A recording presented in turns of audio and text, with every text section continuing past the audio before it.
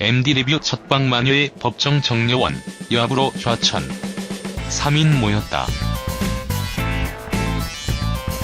마녀의 법정 정려원이 좌천, 김여진이 이끄는 여성아동 범죄전담부로 가게 됐다.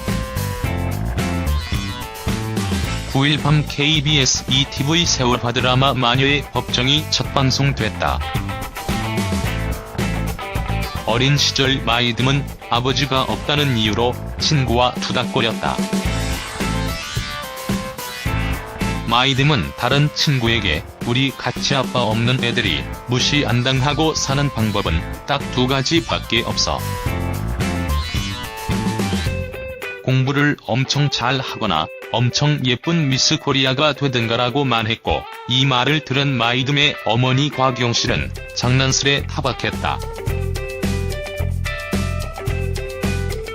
이때 텔레비전에서 조갑수 경찰서장이 성고문 혐의 무죄 판결을 받은 뉴스가 나왔다.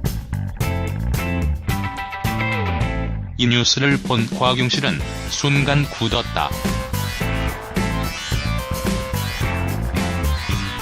조 서장의 성폭행을 고발했던 서 씨가 투신 자살한 소식까지 접한 그는 활을 썰던 중 손가락을 베었다. 입원해 있던 조갑수는 백상호에게 10년 전에 그가 신하 집에 가 고소 안 한다는 각서 받을 때 카세트 있는 걸 봤단 말이지.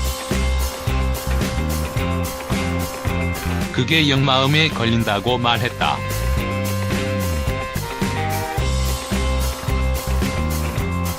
이 테이프를 가지고 있던 인물이 바로 마이듬의 어머니 곽용실. 그는 이 사건의 담당 검사 민지숙에게 전화를 걸었고 조 서장의 자백이 담긴 테이프를 넘기려 했다. 하지만 테이프를 건네지 못했다.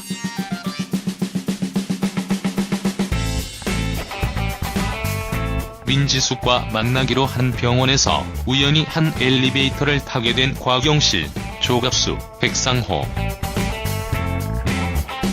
조갑수와 백상호가 곽용실의 정체를 알아챘고 곽용실은 다시 집으로 돌아가지 못했다. 이후 성인이 된 마이듬의 모습이 그려졌다.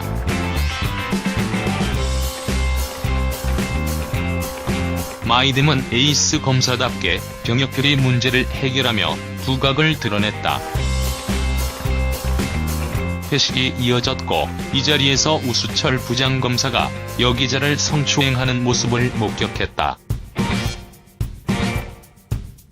이날 밤 집으로 돌아온 마이듬은 엘리베이터 앞에 서 있던 수상한 남자를 보고는 경계했다.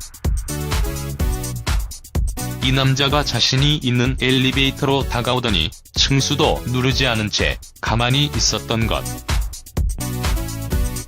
이 남자는 여진욱이었다.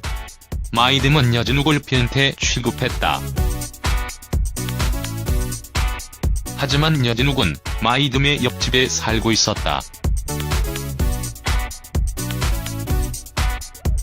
이 사실을 안 마이듬은 창피해했다.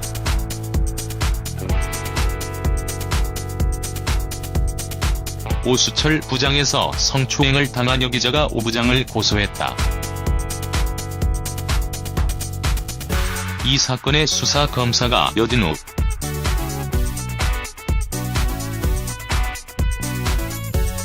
여진욱은 엘리베이터에서의 마이듬의 반응을 예로 들며 그가 성추행을 목격했음을 확신했다.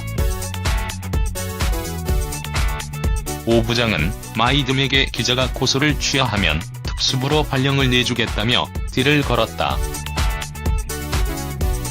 마이듬은 기자를 찾아가 고소를 취하하라며 회유했다. 기자의 집을 나선 마이듬은 술에 취한 오 부장의 모습을 보고는 욱했다. 징계위원회에 출석, 당시 상황을 상세히 설명했다. 또 자신을 회유한 사실까지 폭로했다.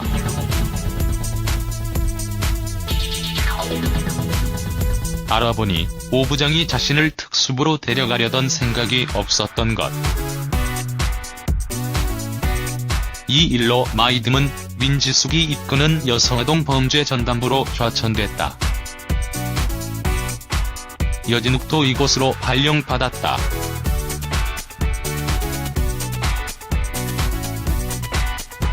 이에 곽영실 사건과 관련이 있는 민지숙 그리고 그의 딸 마이듬, 정의파 검사 여진욱이 향후 곽영실 사건을 어떻게 해결해 나갈지 궁금증을 높였다.